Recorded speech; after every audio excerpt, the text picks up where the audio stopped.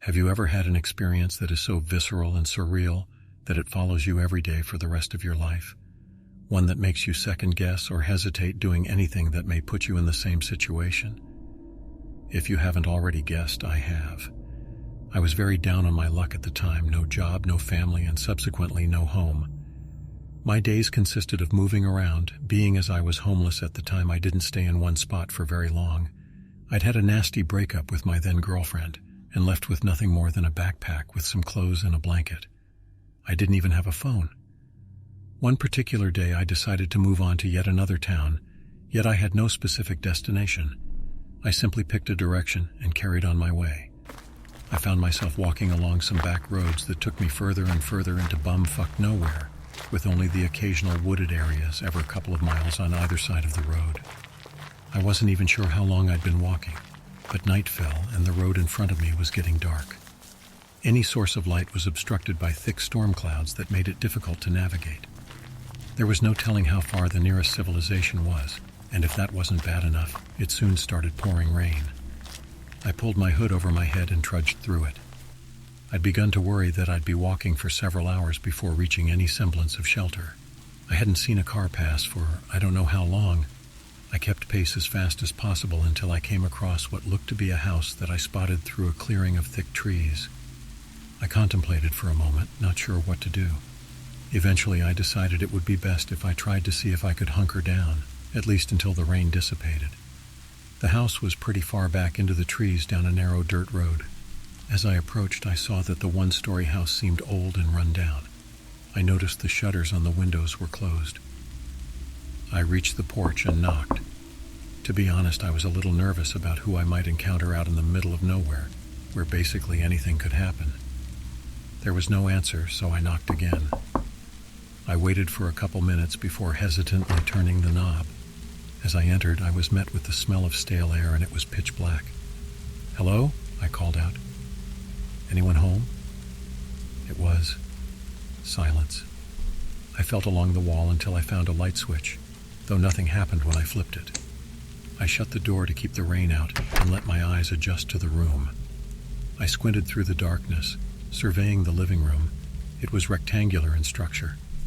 To the far left sat a small couch with an armchair across from it, separated by a coffee table. Across from me was a doorway leading to what I presumed to be the kitchen, and directly to my right was a coat rack. Aside from the furniture, the rest of the living room only consisted of a bookcase and photos that hung loosely from the walls. Hoping that maybe the electricity was only briefly knocked out by the storm, I searched for a breaker box. In the kitchen was a door that led to a basement. The only other door was the back door, which was boarded up as well. Great, I thought. The breaker box would be in a creepy basement of a house that was tailor-made for horror movies. I cautiously descended the creaky stairs as I struggled to find my footing in the darkness. The basement was filled with random boxes as far as I could see, along with a few baskets full of clothes. I spotted the breaker box and tried to flip it. To my disappointment, nothing happened. I sighed, gathering that no one has lived here for a while. I found it odd, however, that it seemed as though most of the occupants' belongings were left behind. I climbed the stairs once more, returning to the living room. The storm outside raged on as I contemplated where to sleep. I found one of the bedrooms and peered in. Everything appeared normal, save for the fact that it seemed like nobody had slept here for some time. The bed was made, and family photos decorated the walls. The open closet revealed clothes still hanging up. It was so difficult to see because even the windows in this room were boarded up from the inside. I felt a bit strange about sleeping in someone else's bed, so I decided to sleep on the couch. I lay down listening to the rain until I eventually drifted off. Do you ever have times in which something wakes you up, but it takes you a while to realize what it was? Well, that's what happened to me, not to mention forgetting where I was. I looked around, again waiting for my eyes to adjust. I noticed the rain had mellowed out some, but that wasn't it. As I squinted around the room, I noticed something out of place. I couldn't tell you why I even noticed. The coat rack. That's when I noticed the breathing. My eyes scanned their way to the chair across from me. My blood turned to ice. I could see the form of what I initially believed to be that of a coat rack sitting directly across from me. leaning forward in the chair, only mere feet from my face. He wore an old hat, though I couldn't make out any details of his face. I was paralyzed with fear. My breathing was shaky despite my attempt to keep calm. His own raspy breathing stopped as he must have noticed my awareness. His head slowly turned to the side. That was all it took. I jumped up and scrambled for the door, nearly falling. I pulled on the door to no avail. Looking closely, I saw padlocks on the door that I hadn't noticed before. In my current state of panic, I made a break for the basement, being that all other windows and doors were boarded up. I nearly tumbled down the stairs after slamming the door behind me.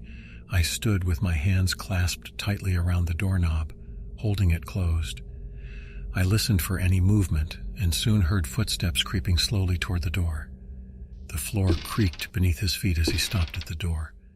The only sound I could hear over my own breathing was that of the man on the other side of the door.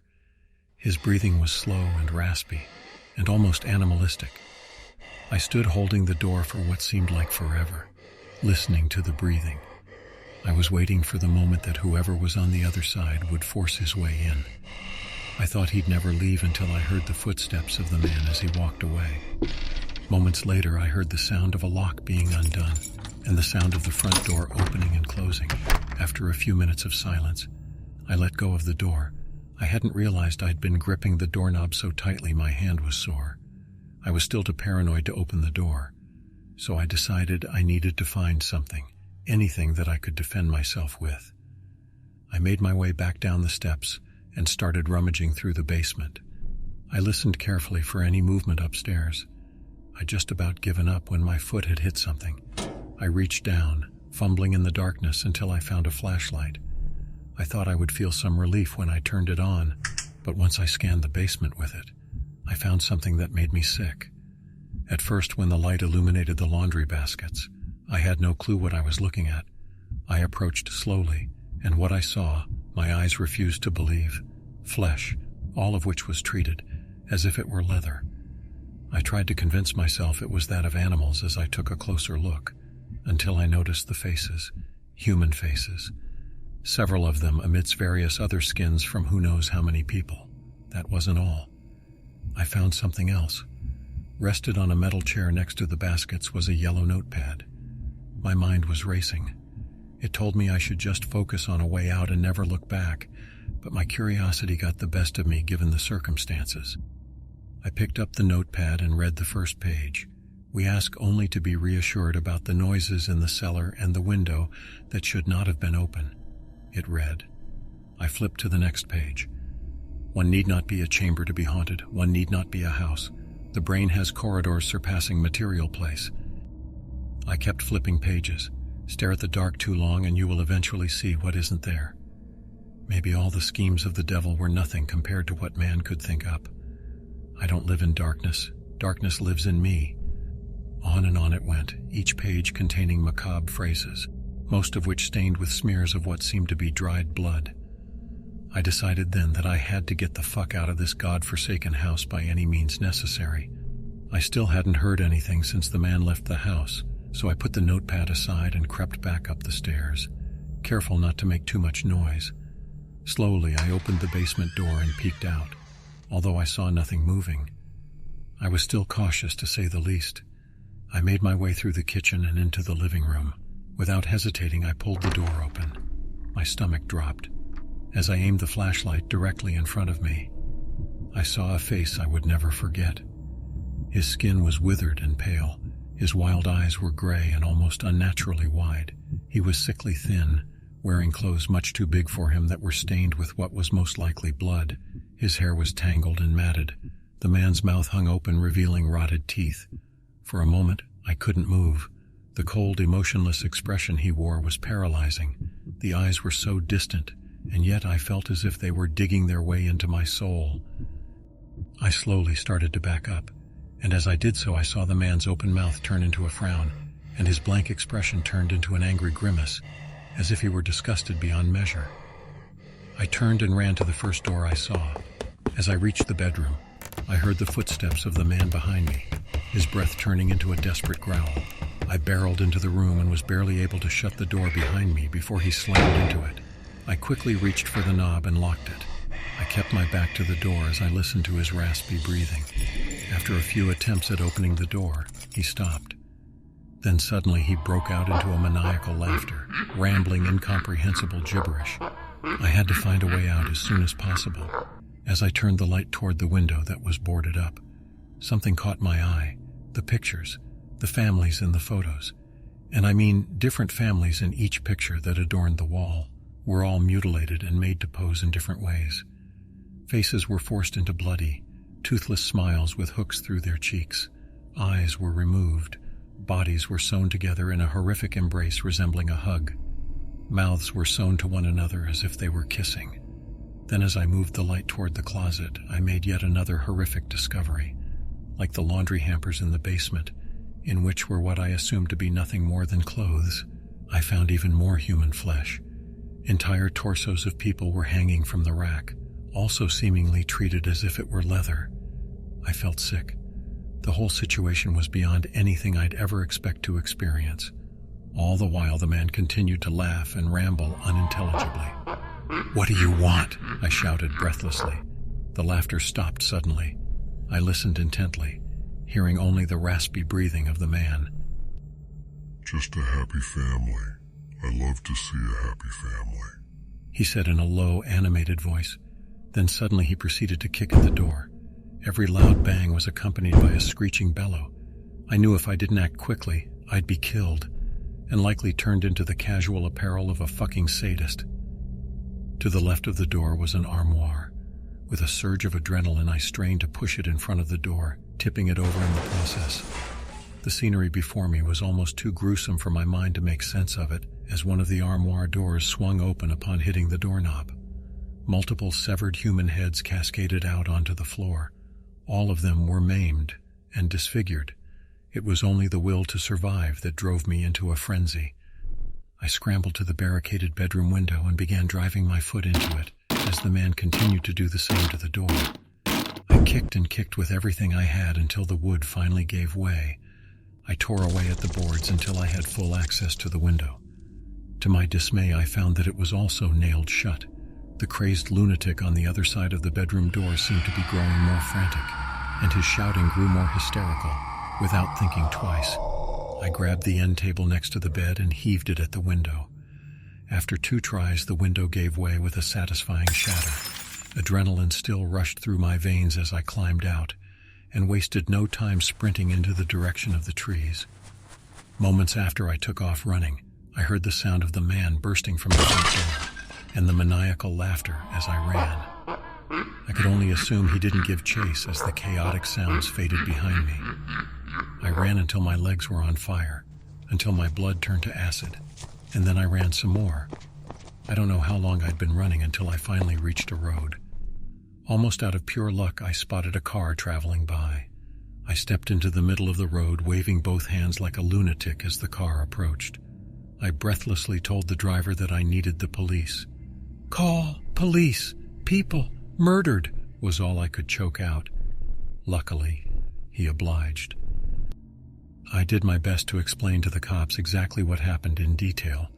Of course, they were a bit skeptical. A sweaty, homeless drifter giving them a story about a murder situation undreamed of by even the most seasoned of homicide detectives. I was taken to the nearby police department to give a formal statement.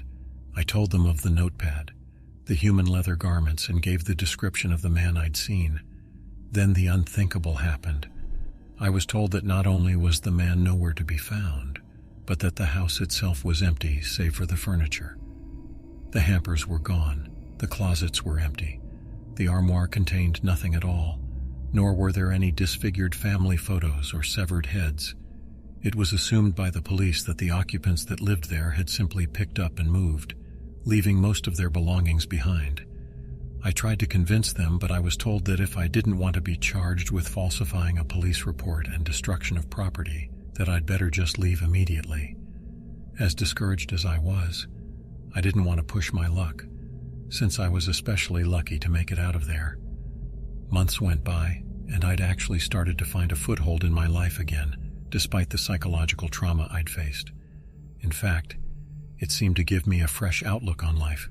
I actually reconnected with my ex, and eventually rekindled our relationship. I started a decent-paying job and proposed, and was surprised soon after to find out that my wife was pregnant. With our newfound stability, we decided it was time to move, being that she was going to pop any day, and we needed a bigger house. We found a house out in the country that was a perfect fit, closer to my job, and far away from the shit that haunted me. Things were going great. After we were completely moved, we had a little housewarming party and invited some friends. I spent most of the time at the grill and having a few beers and laughs with the guys. My wife stayed inside with the woman, doing the things that woman does when they congregate. I caught myself spacing out for a moment, thinking of my experience. I never talked about it to anyone except my wife. Hey babe, do you know where the photo album is? Sabrina asked, bringing me back to the present. Not sure, love. Honestly, the last time I've seen it was at the apartment. Didn't you pack it? I responded. No, I thought you did. Last I saw it was a couple of weeks before we moved. They wanted to see the ultrasound, and it gives me an excuse to show them your baby pictures and stuff. She gave me a devious grin. Well, God forbid that would be missing. I laughed. Anyways, it might turn up somewhere. The guests stayed around for a couple more hours before it was time to wrap it up and go home. The rest of the night was spent relaxing in front of the TV until Sabrina fell asleep in my arms. So I shut the lights off and headed for bed. I felt like things were going perfectly, which isn't something I'm accustomed to. It seemed as though I was starting to adapt since the incident, but I'd be lying if I said it didn't fuck with me from time to time, especially in my dreams. The next day I woke up relatively early and couldn't fall back asleep. I had a few hours before work, so I sat on the couch in front of the TV, drinking my morning coffee. I didn't like sitting idly. Once the memories creep in, I become restless and try to occupy my mind with anything. I noticed the sound of rain as I sat fixated on nothing in particular, and it brought me back to that night. I stood and made my way to the front door and stepped out, taking in the scenery of the gray sky, reliving that night in my mind. Above all else, I felt like I was at the point that maybe I could move on from my experience one step at a time. That was until I turned around to go back inside. I noticed something resting against the house next to the front door. It was a backpack, a very familiar one. I reached out a shaky hand with trepidation, picking up the bag, walking slowly. I carried it inside. I dropped it on the couch. I could only stare at it for several moments before I finally gathered the nerve to look inside. As I slowly unzipped the bag, I don't know what I expected to find. I just felt it was going to bring me back to the panic I felt in that hellhole of a house. As I peered in, to my surprise, I only found the clothes I had packed in it when I was traveling. That was until I spotted something else. I pulled out a very familiar large binder. That was formed into a photo album. I felt bile rise up in my throat as I opened it. Each and every page displayed all of the family photos that it had always contained. Only every one of them had what seemed to be blood smeared in the form of a smiley face covering them. Parents, grandparents, siblings, nephews, nieces, cousins, aunts, and uncles. I kept flipping and flipping pages until I came to the last and final photo. My heart lurched in my chest. The ultrasound. Blood was stained upon it in a smile like the rest. On the page to the right of it was a ripped-out page from a yellow notepad. In unmistakable handwriting it read, "Planning on adding to the family, so am I." And beneath that it read, "Everyone wants a happy family."